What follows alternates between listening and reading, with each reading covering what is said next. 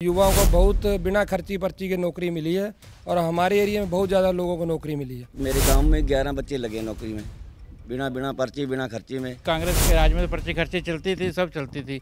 आज मोदी जी ने सब पर्ची खर्चे बंद कर दिया। बिना पर्ची खर्च के बच्चे जो हैं अपनी मेहनत के बल पर मोदी जी ने उनको नौकरी लगवाया है। मोदी जी जब से आए हैं ना जी, हमारे देश का सारा इंफ्रास्ट्रक्चर सिस्टम ही बदल गया है। बीजेपी ही एक ऐसी पार्टी है जो हिंदुस्तान को सारे को आगे ले जा सकती है। द न्यूज़ 15 देख रहे हैं आप और मैं हूं आपके साथ केशव पांचाल। हरियाणा में चुनाव अपने अंतिम चरण पर है। हर कोई पार्टी अपनी जीत का दावा कर रही है।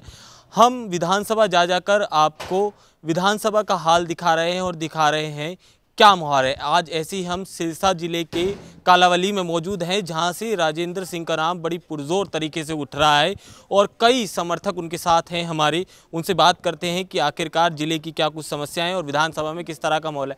मालिक, चुनाव आने वाले हैं, क्या कुछ माहौल लग रहा है? बहुत बढ़िया माहौल है जी। यहाँ देसी योद्धा जी खड़े हैं, राजेंद्र सिंह, और बहुत अच्छी लीड में हैं। कम से कम 15,000 की लीड है इस टाइम।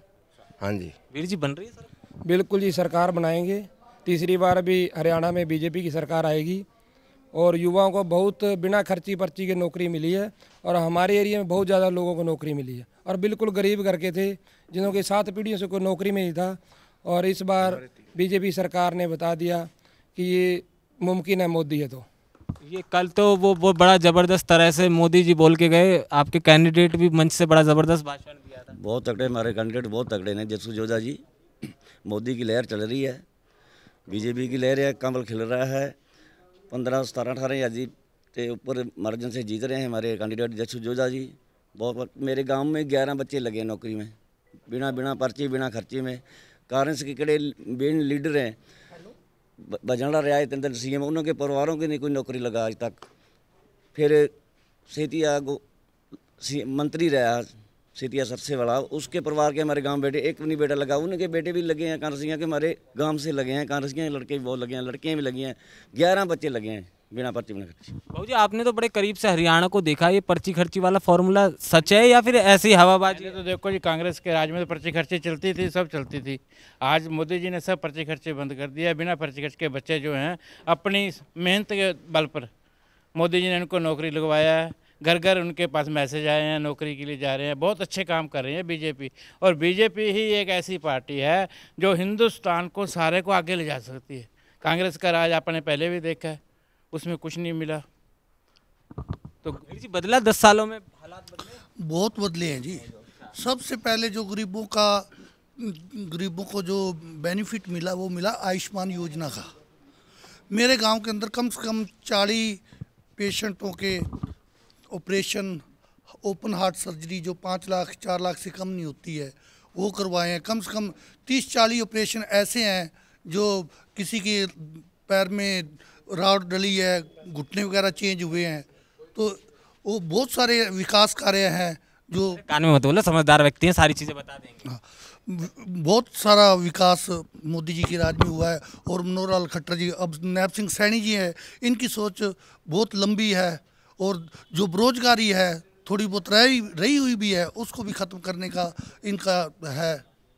और जितना भी इन्होंने काम किया है, किसी से भेदभाव नहीं किया। जहाँ उनका कोई एमएलए, हमारी पार्टी का एमएलए है या नहीं है, इन्होंने निस्वार्थ भाव से काम किया है।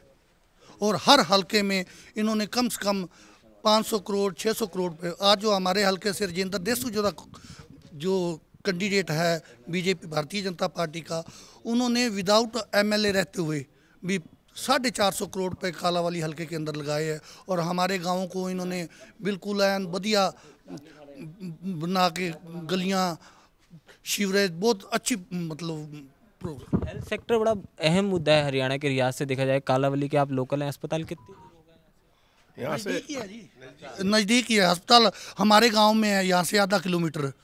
वहाँ एक्सरे वगैरह वैसे सारी सुविधाएं? वहाँ एक्सरे यहाँ हमारे नज़दीक ही है। बावदीन है, वो बहुत अभी बना है, बीजेपी सरकार में बहुत बड़ी बिल्डिंग बनी है। और वहाँ सारी सुविधाएं उपलब्ध हैं। जैसे लेडी की प्रेगनेंसी के लिए वहाँ अच्छे डॉक्टर हैं, जो भी है सभी डॉक्टर वहाँ 24 आवर्स अवेलेबल रहते हैं। कल आप भी थे शायद मोदी की जी रैली में, जब भी आप में ज़्यादा जोश बना हुआ है। ऐसा है जी, मोदी जी जब से आए हैं ना जी, हमारे देश का सारा इंफ्रास्ट्रक्चर सिस्टम ही बदल गया है। जो पहले वाला था दंगे फसाद, पहले तो हमें उनसे मुक्ति मिली है। और जो उनकी सोच है पिछले पायदान पे खड़े गरीब लोगों को आगे लाने की, और वही चीज़ हो रही है। इस पार्टी के अंदर ये नहीं पता कोई झाड़ू मारता मारता आदमी कहाँ पहुँच जाए। जिस तरह मोदी जी हमारे राजस्थान में मुख्यमंत्री जी हाँ। 2-3 जगह है, तो ये पार्टी निस्वार्थ भाव से चलने वाली है और पिछले पायदान से लेकर हर पायदान तक हर गरीब से गरीब का ख्याल रखने वाली पार्टी है। और सबको इन्होंने पूरी जितनी भी सुविधा है उपलब्ध कराई है। कांग्रेस में कुछ भी नहीं हुआ। कांग्रेस तो एक सिर्फ जुमलेबाजी है। अब 6,000 पेंशन, 10,000 पेंशन, वो काम का मोदी जी के राज में और मनोहर खट्टर के राज में 3,000 इन्होंने पेंशन कहा तो वो 3,000 लगी है। उसके अलावा आयुष्मान, जो पहले भी बात कर चुके हैं, जो आयुष्मान योजना है उसका इतना ज़्यादा बेनिफिट मिल रहा है गरीब तक, बहुत ज़्यादा। और आपके पास आऊँगा, आप पुराने व्यक्ति हैं, एक चीज़ समझाइए, पिछले 10 सालों में इतनी सारी चीज़ें बदल गई जो पिछले सारे साल भुला दिए हरियाणा ने। क्यों नहीं बदली जी? 70 साल में किया क्या उन्होंने? कुछ भी नहीं किया। पहले सर्विस होती थी पैसे से या सिफारिश से होती थी। गरीब का बच्चा कोई लगता नहीं, पैसे वालों का लगता था। मैं गांव कोटली से हूँ। मेरे गांव के कम से कम 50 लड़के लगे जिनके घर में चूल्हा भी अच्छी तरह नहीं जलता। चूल्हा भी नहीं जलता अच्छी तरह। गरीब बच्चे लगे सभी के सभी। ना तो 70 साल में पाँच सर्विस, जिसमें 6-7 हज़ार के बाद दिए गांव कोटली में। ठीक है, सब गरीब के गरीब लगे हैं। और अब विकास भी बढ़िया हुआ है। मेरे स्कूल ऑपरेट जो है ना, 5वीं से सीधा +2 का स्कूल किया है हमारे गांव का, जो बच्चे दूर दूर जाना पड़ता था बीजेपी राज में। और अब हमने एक CSC की डिमांड रख रखी है, वो बीच में थोड़ी। विधायक साहब अगर बनते हैं, भावी विधायक आप लोग कह रहे हो, तो लगता है समस्या? हाँ होएगी समस्या हल। बाबू जी, आप एक बात बताओ, आपने भी अरसा दे दिया हरियाणा को, जहाँ पहले जो ये क्षेत्रीय दल होते थे इतने मजबूत होते थे, ये चाबी चश्मा हाथी वाती इन चुनावों में कहीं दिखाई नहीं दे रहे, तो आखिर क्या वजह मानते हैं वहाँ पर? हम जी ऐसे मानते हैं, जब से मोदी जी आए हैं ना, हमारा भविष्य ही बदल गया है। हमारे जैसे बुढ़ापा पेंशन थी, पहले इसने पैसे नहीं मिलते थे, उससे काम नहीं चलता था। इसने 3,000 ले गया, अब 3,000 में गुजारा होता है। बूढ़ों का इतना मतलब अच्छा घरों में अच्छा उसको ईमान मिलता है, सम्मान मिलता है, मान सम्मान मिलता है। वो मतलब पहले जाते थे पेंशन 22 दिन से, जो रास्ते में दलाल थे वो ही पैसे मांग लेते थे, एक पेंशन दे दो फिर बजेगी। तो अब कुछ नहीं लगता, सीधी पेंशन बजती है, सीधे काम होते हैं। अब घर बैठे पेंशन बन जाती है। हाँ जी, बिल्कुल घर बैठे बजती है। सरकार में जो है, बीजेपी सरकार में दलाल बिल्कुल खत्म हो गए। दलाल खत्म हो गए? हाँ जी खत्म। दलाल खत्म? हाँ जी हाँ जी, दलाल खत्म हो गई। बाकी बीजेपी सरकार जब से आई है ना, इसने बहुत अच्छे काम किए हैं जी। इसने गरीबों के बच्चे बहुत लाए, हर गांव के अंदर बच्चे लगे हैं। कोई गांव ऐसा नहीं है यहाँ बच्चा नहीं लगा, वो सारे बच्चे लगे हैं जी। बाकी बीजेपी जैसी सरकार कोई भी नहीं है। जब से मोदी जी आए ना, जो पहले जो नेता थे वो झूठे वादे करते थे। पहली बात तो गरीब आदमी हाथ नहीं मिला सकता था हमसे। आज हमारे देश योद्धा जी काला, आपके भावी विधायक गले मिलते हैं आगे? हाँ जी हाँ गले जी।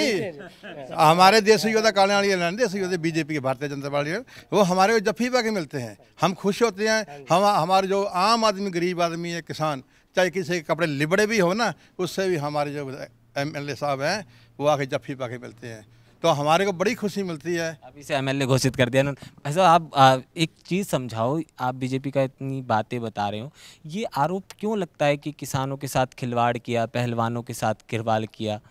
ऐसा जी, जो पहलवान वाला सौदा है वो तो अब टिकट लेके जी पे चढ़े हैं हुड्डा जी के लड़के, वो दीपेंद्र हुड्डा जी, और वहीं वो फुगाट, कौन क्या नाम उनका, हाँ विनेश फुगाट। तो अब हम क्या बताएं आपको, ये जब लीडरशिप के अंदर आ जाते हैं ना खिलाड़ी, एक देश के लिए बहुत ही महत्वपूर्ण होता है।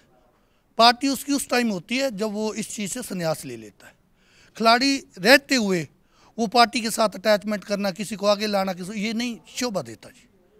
और जितना इससे दूर रहकर बच्चों के भविष्य सरकारों के साथ मिलकर अपने बच्चों के बारे में सोचकर भी इनको कौन सी गेम में डालना, यहाँ क्या चीज़ की ज़रूरत है, उनका काम है ये नहीं है धरनेबाजी।